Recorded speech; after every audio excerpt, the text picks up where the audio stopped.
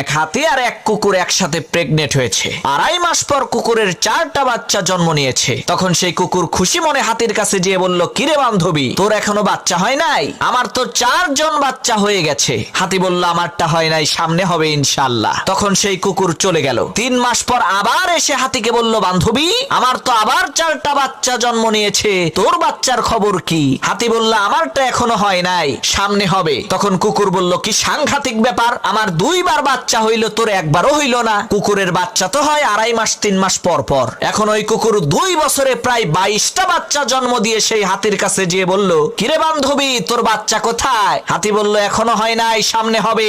তখন সেই কুকুর রাগান্বিত কণ্ঠে বলে উঠল, আরে রাগ তোর, সামনে হবে, সামনে হবে। আমার আজ তো 2টা ফুটবল খেলার টিম হয়ে গেছে, আর তোর এখনো একটাই হয় না। আমাকে সত্যি করে বলতো, তুই কি আসলেও প্রেগনেন্ট? তখন সেই হাতি কুকুরকে বলল, বান্ধবী শোনো, আমার পেট থেকে যেটা বের হবে সেটা কুত্তা না, সেটা হাতি।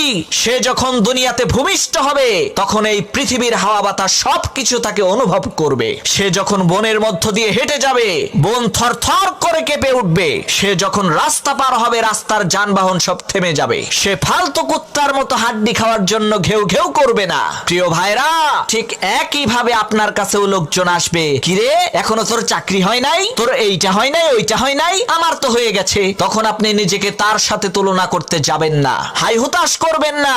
বলে দেবেন, আমারটা কুত্তার বাচ্চা না যে 2 মাসেই হয়ে যাবে, আমারটা হাতির বাচ্চা, হইতে একটু সময় লাগবে, ওয়েট কর, সামনে দেখতে পাবি।